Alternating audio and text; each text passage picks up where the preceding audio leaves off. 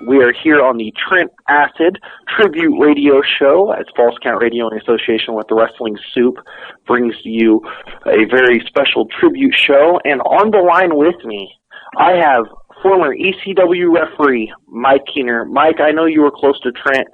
You know, this has got to be a hard time for you. What is one thing that stuck out most about Trent to you? Yeah, this is it's a rough time. I knew Trent since he was 14 years old, helping him, training him. I refereed his first match with Billy Real. Just his passion for the business was amazing. Even at that young age, you knew, you know, all of them, that whole group, those two and Nick Burke, you know, Johnny Cashmere, you knew they had something special.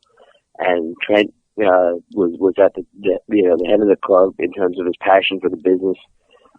You know, and he'd always wanted fans to know that you know, that when he went to a building and when he went to a show, and Lord knows I drove him in those early years to many a show, you know, that he would give a, you know, it's cliche to say it, but, you know, he would always give everything he had, you know, no matter what, you know, bumps and bruises he had taken.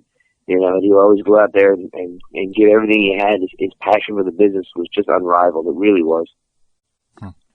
Any big stories about, like, maybe road trips with Trent, or just something that you want to share personally about your experiences with Trent? Probably the funniest one is a match he had, I guess 2 or 3 years ago with Devin Moore, and it was funny. Part of the finish was I think it was one of those deals where Devin slipped a pair of breast knucks in the Trents pants, and I was supposed to find it as the ref and disqualify Trent and put Devin over. But Trent was never one to wear conventional, you know, tights and boots, and so his stuff was so baggy that I couldn't find the breast knucks, and it was funny. I'm digging in his pants. I'm telling Devin, I don't see anything. What the hell are you talking about? And couldn't find him. At one point, I even probably reached down, and the crowd thought I was grabbing his Johnson. And finally, Trent kind of shook and shimmied to kind of save me there, and to the point where they fell out, and I picked them up, and, you know, we were able to do the finish the way it was supposed to be. But it was a funny moment. It really was. But yeah, Trent was always great to, you know, the ride with shows, and you know, you knew when you ref matches with Trent, and Lord knows I did 1,000 of them, that, you know, I had to have my working boots on because he was going to blow me up every time, and Lord knows he did. Now, if you were to write a book about Trent Acid, what would the title be? This is probably another thing that's going to sound cliche, but the wrestler. I mean, not necessarily to say in the movie, but I mean that you know, that would sum it up. I mean, that's what he was. That's what he was born to do. That's what he was meant to do. That's what he always wanted to do. You know, it as much as I knew him in terms of, you know, Trent Acid the wrestler, I had never known him, you know, to have other passions outside the business. I learned that in later years, that he was big into his music and he had other things that he liked to do. But, you know, the Trent Acid I know was professional wrestler through and through. I mean, that's what he was. That's what he wanted to be. And so, yeah, if I was going to write a book about him, or a movie or TV or anything, it'd be the wrestler. I mean, you know, professional wrestling, anything of that nature, because that's what he was.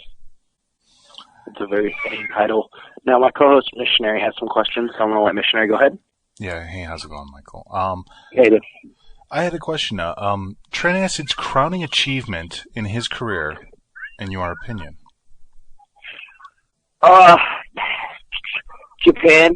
He was so proud of not only having gone to Japan, but you know, he was a champion to win championships all over, but to win championships in Japan. I know he was very proud of that fact. You know, he loved going over there. I know when I had the opportunity to go over, in fact, I just spoke to a gentleman by the name of Masa, who's a huge fan in Japan, and yeah, he you know, him and I reminisced about Trent's exploits over there, and how much he loved it and loved working over there. He was unfortunately, a situation occurred where he wasn't able to go to the Big Japan reunion show a few months ago due to certain circumstances. But right. I gotta say that I gotta say going to Japan and winning a belt and main eventing shows in Japan was probably definitely one of the crowning, if not the crowning achievement of his career. No doubt. Here we go. How about what was Trent's biggest goal in life? I think he achieved it. I think being a professional wrestler was his biggest goal in life. I think that's what he wanted. That's what he got.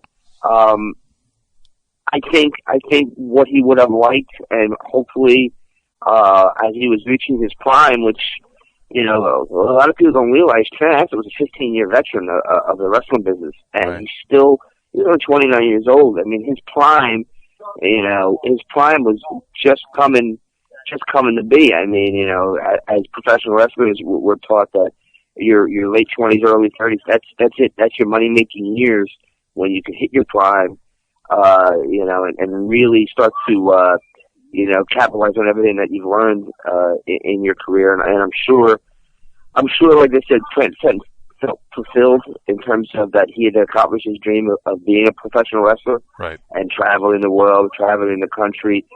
I think if anything, what he would have liked maybe is to maybe achieve that financial reward that would come with hitting his prime. It would come with like a TNA or a WWE contract, right, to better provide for his family, his mom who stood by him through all the years of him struggling and trying to make it. And maybe that would have been, but in terms of the Trent Acid that I knew and the time that he was here, definitely having become a professional wrestler, that was his dream, and he accomplished it.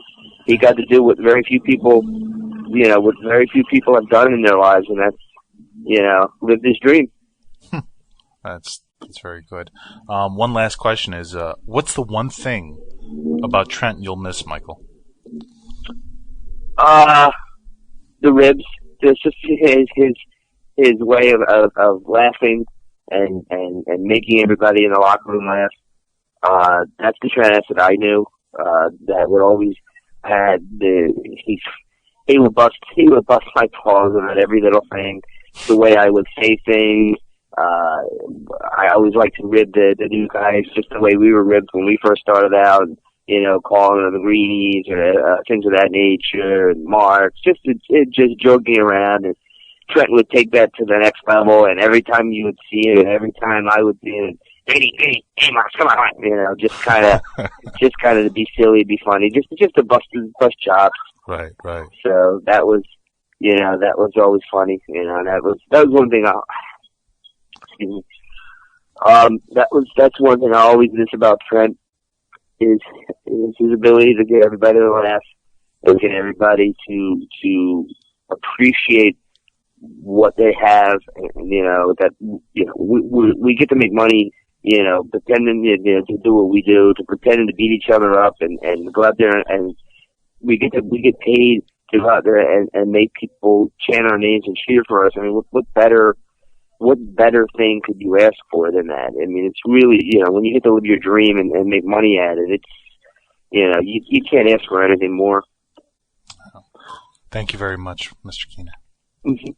Now, on July 10th, 2010, Acid Fest, a tribute to Trent Acid, will be taking place at the ECW Arena. I know you're going to be a part of that. What do you feel is the biggest reason that a fan should come check this out? Well, yeah, I'll definitely be a part of it. I wouldn't miss it for the world. If they were a fan of Trent, and even if they weren't a fan of Trent, if they were a fan of professional wrestling, they should come, because I got news for you. I've seen the list of the talent. I know that these guys are going to go out there and do what it is they do better than anybody, and that is perform. We'll be performing. Yeah, in a sense, they'll be performing for the people in the building. That goes without saying. But more importantly, they'll be performing for Trent. I think Johnny Cashmere said it best when he wrote on there that we're going to go out there and do what we do as if Trent was in the building, and as if he's in the Eagles mask watching down, and we're going to make him laugh, and we're going to make him pop, and we're going to do everything that we knew that Trent loved to do, and that's the reason they should come. Not only that, but this is a family that lost a 29-year-old son. I'm not aware of anybody's financial situation. That's not my business, but people should come out and make this time and this tragedy as easy and as less complicated as possible. Anything that can be contributed to the fund to help pay for any final costs that may occur, that have occurred, would be great, very beneficial, and everybody would be so grateful for it. And that's why they should come out, to pay tribute to this fantastic athlete, and this just incredible performer, my student, my friend, a brother of mine, and that I will never forget. Is there one thing that you didn't get to tell Trent before he passed that you'd like to tell him? I loved him. I wish that I didn't just sit down and talk to him on the occasions that I did when he asked me what he thought he needed to do to get back in the saddle, get back in the swing of things. I wish I didn't just talk to him. I wish I pounded it in his head. I wish I stayed on him, and talked to him. I mean, you can't go back in time. Life happens. Life is, I guess, what they say, life is what happens when you're busy living or something like that. And I just, if anything, I tell him I love him and I will miss him more than I could ever explain. I hope, I'm not a very religious man. I never have been, but I hope I get to see him work again someday. That's it. But if there's one thing I could tell him, I hope he knew how much I loved him, how much I was proud to have had just such a small, tiny part of helping him, in the beginning of his career. I mean, bumping around the 14-year-old kid, I probably thought I was the big man and the bully, but I'm glad he always considered me one of the guys that helped him. And I'm humbled by that fact, and I will miss him more than I could ever explain in words. Well, I'd like to thank you for joining us on this tribute show. No problem. Thanks for having me.